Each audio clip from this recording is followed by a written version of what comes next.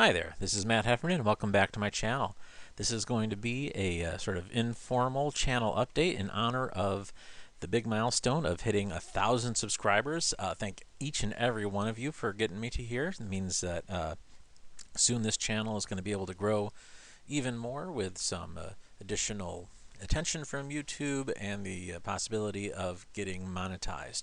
So let's just see how a humble little channel like mine can get up to 1,000 subscribers in 14 short years. And if you do the same thing, maybe you can do it too. Let's get started here. So now, of course, in the beginning, those of us who've been on YouTube for a long time, you remember when YouTube was new and cool and video online was a very new thing at the time. This was before Netflix was streaming, when they were still just DVDs in the mail, and but the bandwidth was very slow. You could not get very good connection to anywhere. Most people had very low bit rates for their home internet service, and consequently the videos were generally very fuzzy. There was not a lot of high definition content. There was no high definition content. In fact, wasn't even really standard definition very often. And shortly after I joined, on October 8th of 2006, YouTube had been around for about maybe a year at that point. But I actually created an account, and I recorded a long lost vlog entry that did not last very long, and that was my very first YouTube video. And I don't know if anybody besides myself saw that video, but it's lost to the ether at this point. And I basically didn't do much of anything with my YouTube channel. I didn't post any content. Just really had this as a means to be able to subscribe to other folks, and I might have had some folks subscribe to me just because I subscribed to them, even though I had no content. But anyway, let's go back a little further, back to the futuristic sounding year 2000, when things like YouTube just did not exist. There was no YouTube, no Vimeo, no nothing like that. There were just a few attempts at trying to put video online, because at that point almost nobody had broadband internet. It was a very rare thing to have. Most people, the vast majority of people, at least in America, were still dealing with dial-up internet. So what that meant was there was this big open high potential market for digital video content online. Digital video cameras started getting very cheap, and in fact I bought one myself in the year 2000. And I created my own film studio. I called it Slithy Films because I had already done slithy.com at that point as my first proper domain. And Slithy Films was an extension of that, as it was also an extension of my film criticism and culture website called filmhead.com. All sort of came together, and I created this webpage, which you can see in the Wayback Machine on archive.org. The earliest you can see is from about mid-2001, and this is as good as it got as far as I could get in terms of getting video posted online. I had to do it myself. I paid for my own hosting. I created the content myself, and I didn't get a whole lot done with it. Then again, nobody else really did either. Until YouTube came around, none of these attempts, even Vimeo, which kind of predates YouTube a little bit, Vimeo is still not that successful really compared to YouTube. And this is what things were like in those before times. And meanwhile, throughout the early 2000s, Slithy Films was a going concern. It was a side gig and a main gig for a lot of those years for me. And then I was creating short films, I was creating documentaries, I was filming plays and concerts, wedding, bar mitzvahs, things just to pay the bills, basically, to be able to make videos for other people so that could fund some of my own projects. And the problem is that back in 2005, 2006, when YouTube started, you had to cap all of your video content under 10 minutes. And but then again, that made sense because generally people had to do a whole lot of upfront buffering in order to watch a video, and nobody was going to sit around for hours just to watch your stupid half-hour movie. And so that wasn't going to work. Plus, a lot of my content features copyrighted material, and that wasn't really kosher to be putting on YouTube either. And the few original things that I did have on there is just, yeah, they were too long, wasn't going to work. So my archive just kind of sat there. Once I sort of folded up Slivey Films and moved on to some other things, then I have the archive still to this day, and I have top men looking at it. But actually, nobody's looking at it. It just sits there literally in my basement. So nothing got put on my YouTube channel until August of 2008, where I finally said, well, you know what? What I can post are a couple of trailers to a couple of short films I directed.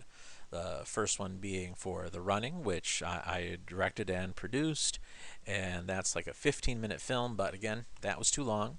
I had a Google video account that I was able to post the full thing onto, but I couldn't get that onto YouTube, and so consequently the full film never made on there, but I have that 30-second trailer. And then another film I co-directed called Stumped, which as you can see, that actually got a fair number of views for the trailer, actually far more views than the film itself, which is on my friend's channel. He doesn't really post anything on YouTube, at least he hasn't in like the last 10 years or so, except he did finally post the full film of Stumped, and has not nearly as many views as this trailer does. And the reason that this trailer on a channel that basically had 0 subscribers managed to rack up nearly 2,000 views, and again, this isn't like steady over 12 years. Almost all of these views happened many years ago. And for some reason, people had an impression that this was a pornographic film, and it's not. There is a clip of a very brief totally PG sex scene that's featured in the movie. It's like, oh, hey, look, this guy's, getting some action, but that doesn't really go any further than that. There's no nudity or anything in the film, and but yet people were somehow very convinced that this was porn, and they wanted to. Apparently there's just not enough out there, and people were contacting me. It's like, hey, how can I see the full movie? And it's like, no, sorry, that's this isn't what you're looking for. So anyway, that's it. I put up these 2 trailers in 2008, and I mean, nobody really subscribed. Nothing. And I didn't post anything at all until in 2011, when I started having kids at a rather advanced age. And so, of course, YouTube was a great platform for doing home movies. And I'd be able to take little clips with my first phone that could take video. It was really poor quality, but I was able to put some of these home movies of my kids, and as the phones got better and the cameras in them got better, they increased in quality over time. But then that's pretty much what my channel was devoted to, was making home movies and posting them out there so my friends and family could see them. And again, they didn't really see a whole lot. And even the one family movie that I still have on the channel is Elodie Walks, my first daughter, when she learned to walk. I made an actual film about that, a little 1-minute film that I branded as Slivey Films. Again, 6 years after I was really done creating content for that, brand, and just to have a little fun with it. And as you can see, still like 8 years in, it's only still got 65 views. It's not a whole lot, and as you may have noticed, I don't have any of these other home movies on there, and we'll see why as we move on. So anyway, by the time I posted this video, I still had fewer than 10 subscribers, and I think most of those were just people that I subscribed to that subscribed back to me, because I was doing public subscribing back then, and it was just a nice thing to do. It was kind of a social media type thing where you're friending each other. Again, this is even before Facebook. it was kind of worked like that, where you could be friends on YouTube by subscribing to each other. So anyway, uh, over 7.5 years, I posted absolutely nothing to YouTube other than these home movies. And like I said, all except for that one are no longer public on YouTube. And then on March 6th, if now 2 years ago, it's almost 2 years ago, in 2019, I found a box that had a bunch of DVDs that I had mastered, and a couple of projects, including the full version of The Running, and then this other documentary that I had made about this community theater that I was involved with, and again, as you can see, not a lot of views for either of these, but it was content that I had laying around, and I was able to put it out and share it with the people who are directly involved, people that you actually see in these films, and they were able to see it on YouTube as sort of a nostalgic thing, because by then both of these, The Running came out in 2001. This other documentary that came out in 2003, so these are already pretty old films. This is old content. It was retro already, and still it didn't really grow my channel. My home movies posting till then only got me up to this point to still fewer than 20 subscribers. And so then I just got all these tapes, and I had some content that was fairly safe for posting to Slavy Films stuff getting posted to YouTube. I have Shakespeare plays. I have things I had permission from the authors. I had my own documentaries, even though there's copyright strikes on some of those. And then this concert here, the Big Band Valentine, was the last of those old films that were, 15 or so more years old, and then I was basically done. I have nothing else from those archives that is really appropriate for YouTube. So I stopped really posting to that. But of course, during that time, while I was posting all this stuff, I was tracking the development of David Murray, the 8-Bit Guy's dream computer. He had put out earlier in 2019, around February, the first video where he talks about, hey, I'm going to make this dream computer, this new 8-bit computer with off-the-shelf parts, and it's going to be really cool. And I started following it. I actually got the emulator. I was joining the Facebook group, but I didn't really engage with it at all until in September he put out the part 2, and oh well, now you had this the first prototype board of this computer, so it looks like it's a real thing. So I started paying more attention and dug out that emulator and started poking around with it, starting learning to use BASIC again, something I hadn't done in many years, and then starting to poke around with the assembly, learning a new type of assembly language. I had used similar assembly languages before, like the Motorola 6800 assembly language is very similar to 6502, so it was not a big learning curve for me, but it was still a new language.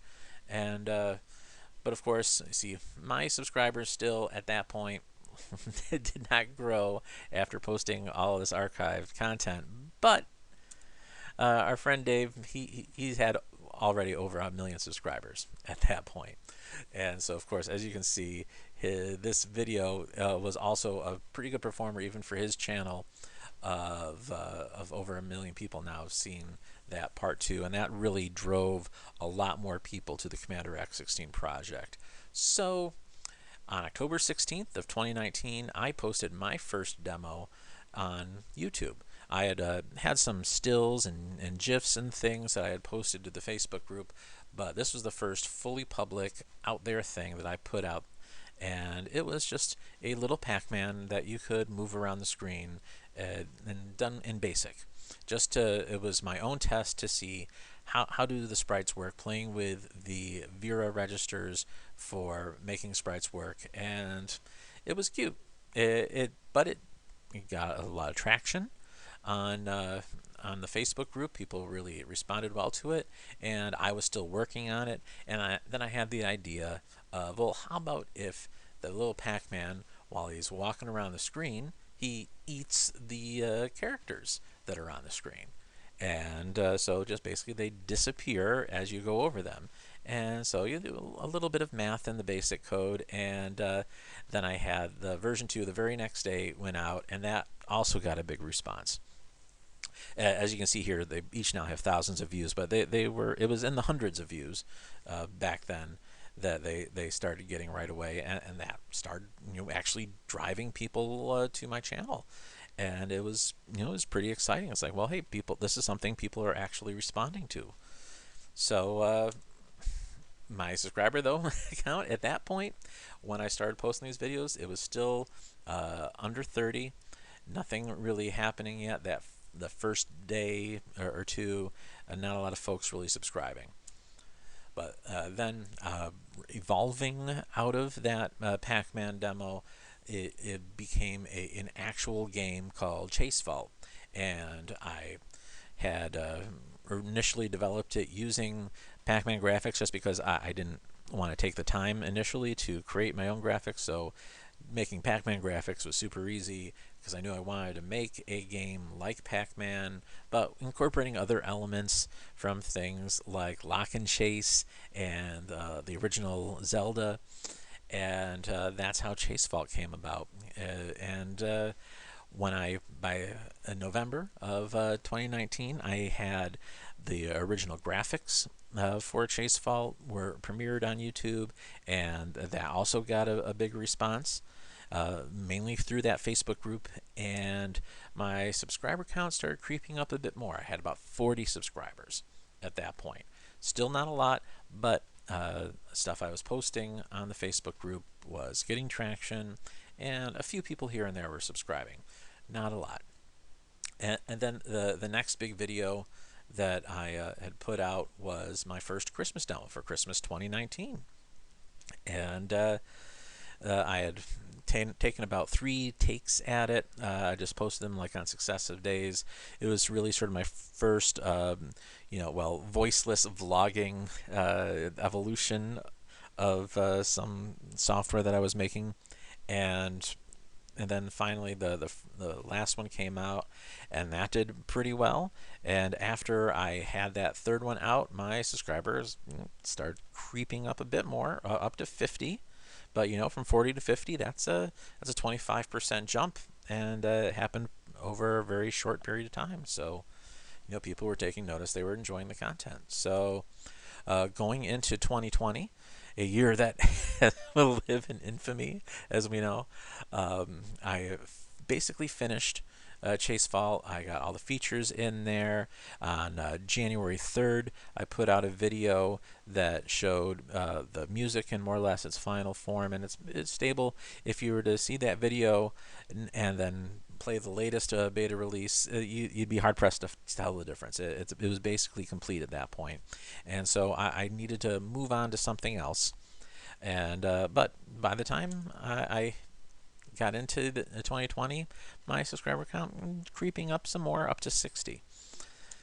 So what I devoted the next couple months to was the development of an adventure game engine, XCI, the Extremely Compact Interpreter, and I've got a whole bunch of content on the channel about this engine. And on February 22nd, I wasn't quite done with it yet, but I had enough material in there where I was building the example game, and I wanted to show folks, well, how does it work? How do you actually build a game using this engine, using the software development kit that I've provided for it in the language that I invented for it? And so I put out this development overview. It was over an hour of me rambling on, and then 5 days later, I bit the bullet and actually started a proper series, and that was really the very first real series that I created for my channel. And the first video did pretty well, but it didn't really go over like gangbusters. And by the time that first video came out, I was still creeping up in the subscribers, got up to 80, but not a lot of folks were looking to necessarily make a game with XCI. People wanted to use more mainstream tools to make more bespoke games. But anyway, I finished that series, and then I started concentrating on Cavis Quest, my first proper game using XCI. So, in May 22nd, that was the last video for the tutorial series, and by June 4th, I had enough of Cavis Quest done where I had these sort of sketched out graphics, and you could see how the introduction, when it was like a sort of a rough animatic of what the introduction of the game would be. And but over that time, with a bunch of the tutorial content still gaining some traction, my subscribers kept coming on and coming on, and people were perhaps interested at some point in the future learning how to make an XCI game, or were interested to see about more of these games. But people started subscribing, and I got up to 160 by that June. And of course, also through all this, the pandemic happened. So I don't know, maybe people were bored and they wanted a different kind of content to look at. So I guess I provided that.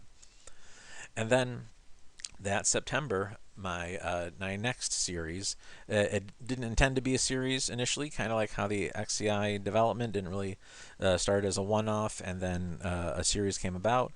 And the same thing happened where I did my first assembly language, and in this case C tutorial. I did cover both languages for the Commander X16 in Hello CC65, and this took off right away. It was way beyond any of the other videos that I had posted before in terms of immediate engagement, and it was it spawned a whole series of me doing basically a Hello World application on other 6502 platforms, and through the series going over the history of the 6502 or 65XX family, and explaining about how these different platforms came around and how some were successful, some weren't. And but at the start of this, with this one big video, I was starting to hit that 200 subscriber mark, and the channel just really kept growing, and this was bringing people to the page. People still come and check out this video. This is still one of the top videos week after week. So as it went back, did more polishing up of Cavis Quest. In October 25th, I posted the first video that showed the more polished, more or less final graphics, at least for the intro, and there's been more updates since then. And then on November 5th, I introduced the Alice in Wonderland game that I'm creating for the Atari 2600. And all engaging pretty well. And by the time that Alice video came out, I was up to 280 subscribers, so it was more than a quarter of the way to 1,000. So things were picking up, and but I still wasn't really hitting what was going to really drive people to the channel. There was diminished returns for those later Alice videos. People weren't really engaging much with the other Cavis Quest videos. And then on December 12th, just of last year, I put out the first episode of my current series, the X16 Assembly language series. And that also just took off like gangbusters, just bigger than anything else before. And it's really took over what this channel has been about, where before I was doing a bit of tutorials, but mostly doing the demos of the projects that I'm working on.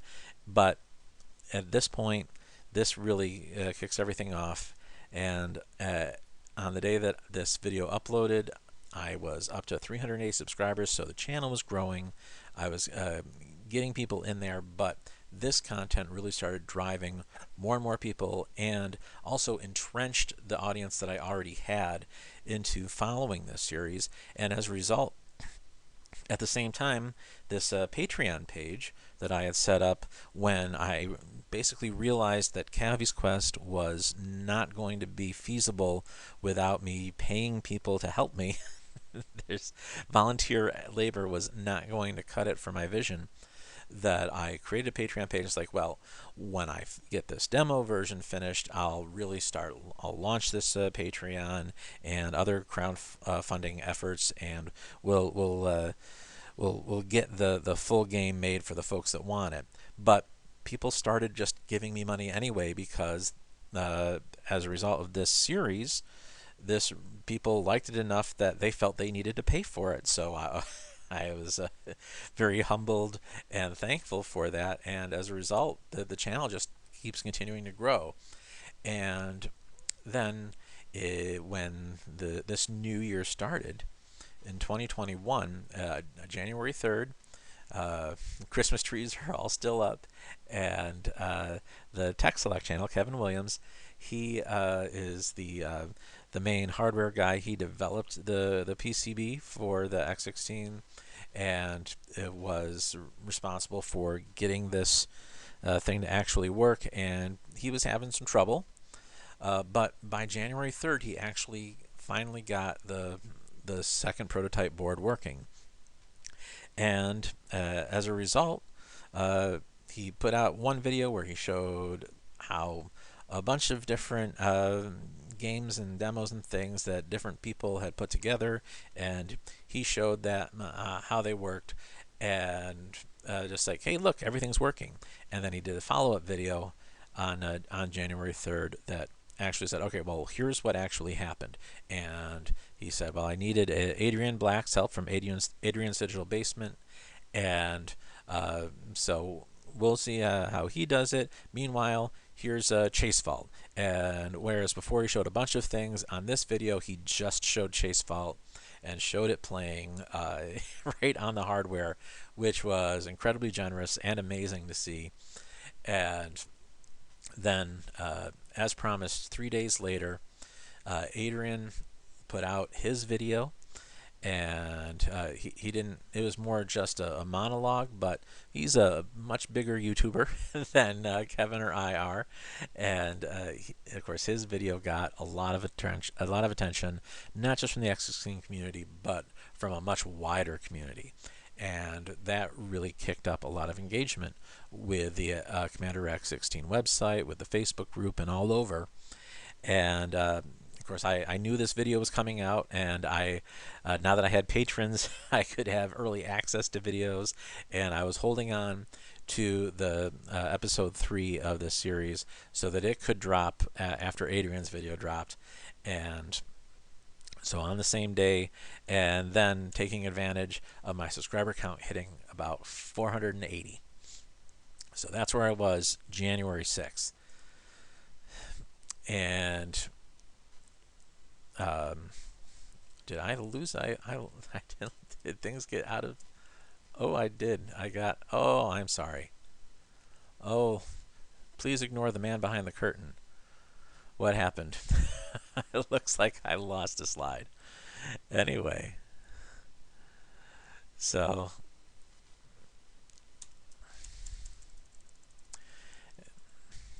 do I edit it? Do I not? Who knows? Anyway, I hit 500 not long after, just 2 days after this. I hit 500 on January 8th. By February 2nd, I hit 750 subscribers. And I did have a thumbnail of the 500 channel update. All right, 750 subscribers by February 2nd. Things were really moving fast. January was the biggest month ever, and February's, like, so far even bigger, and we're not even all the way through it, and now I'm at 1,000 videos.